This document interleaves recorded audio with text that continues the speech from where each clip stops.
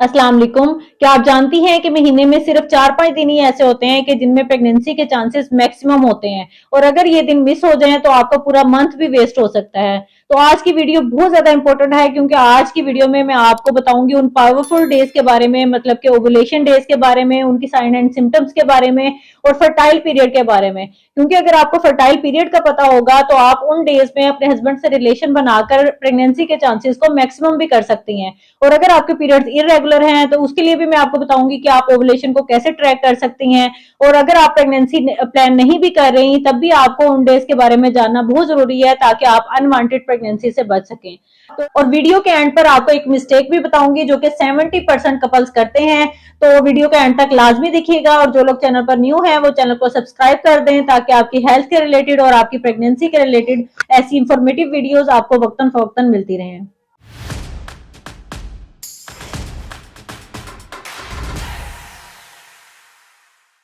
Fertile period क्या होता है? फर्टाइल पीरियड वो टाइम होता है कि जिसमें प्रेगनेंसी के मैक्सिमम चांसेस होते हैं। ज्यादातर खवातीन का साइकिल 28 से 30 दिन का होता है, लेकिन अगर आपका साइकिल 22 से 35 दिन का है तो तब भी ये नॉर्मल होता है। और साइकिल की लेंथ को हम साइकिल के फर्स्ट डे से स्टार्ट करते हैं और साइकिल का फर्स्ट डे वो होता है कि जिस दिन आपको ब्लीडिंग स्टार्ट होती है, वो साइकिल का फर्स्ट डे होता है। और ओवुलेशन जो नेक्स्ट पीरियड या नेक्स्ट आपको ब्लीडिंग स्टार्ट होती है उससे 14 डेज पहले आपको ओवुलेशन होती है। मतलब अगर आपका साइकिल 28 दिन का है तो आपको 14 डे पर ओवुलेशन होगी। और अगर आपको आपका साइकिल 30 डेज का है तो आपको 16 डे पर ओवुलेशन होगी। और अगर आपका साइकिल 32 डेज का है तो आपको 18वें दिन ओवुलेशन होती है। जब एग अंडेदानी से रिलीज हो जाता है तो उसके बाद उसकी लाइफ सिर्फ 2 डेज तक होती है और जब स्पर्म्स इंटरकोर्स के बाद रिलीज होते हैं तो उनकी लाइफ 5 डेज तक होती है। तो फर्टाइल पीरियड ओवुलेशन के 2 से 3 दिन पहले से लेकर 2 से 3 दिन बाद तक का टाइम होता है। मतलब अगर आपका साइकिल 28 दिन का है तो ओवुलेशन 14 डे पर होगी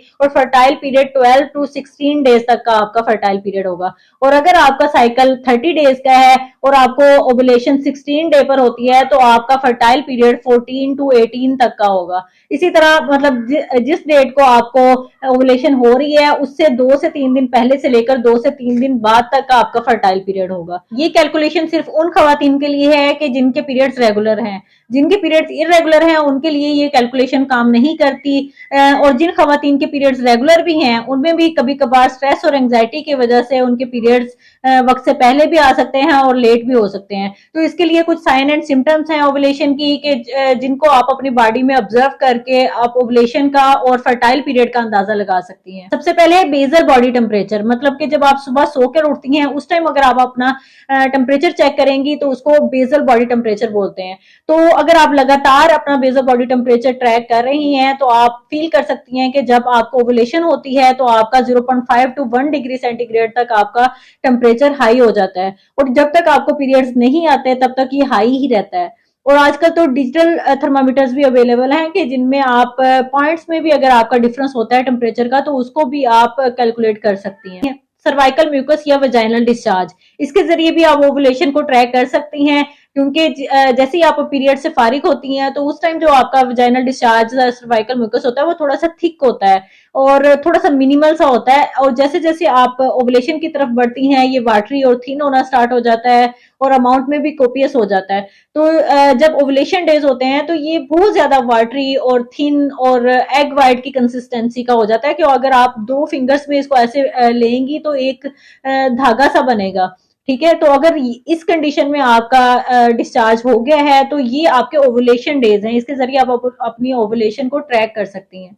इसके अलावा one sided lower abdominal pain, इसको मिडल शिमर्स भी बोलते हैं और जिस साइड पर आपकी ओवरी से एग रिलीज होता है ये पेन उसी साइड पर होता है। कभी कभार आप नोट करेंगी कि आपके दाईं साइड पर हल्की सी पेन होती है और कभी कभार आप फील करेंगी कि आपके लेफ्ट साइड पर हल्की सी पेन फील हुई है। तो ये आपके एग को रिलीज होने को शो करता है, ये एग के रिलीज होने की सिम्टम होती है।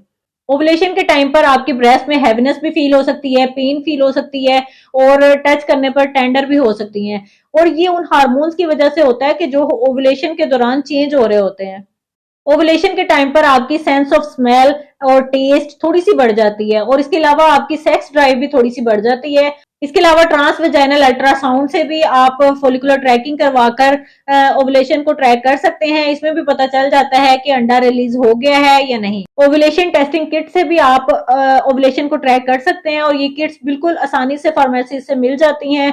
इनके जरिए भी आप ओवुलेशन को ट्रैक कर सकते हैं और अगर आपकी ओवुलेशन हो गई हुई तो इसके ऊपर 2 लाइंस आ जाती हैं। इसके अलावा सीरम प्रोजेस्टेरोन लेवल से भी आप ओवुलेशन को ट्रैक कर सकते हैं।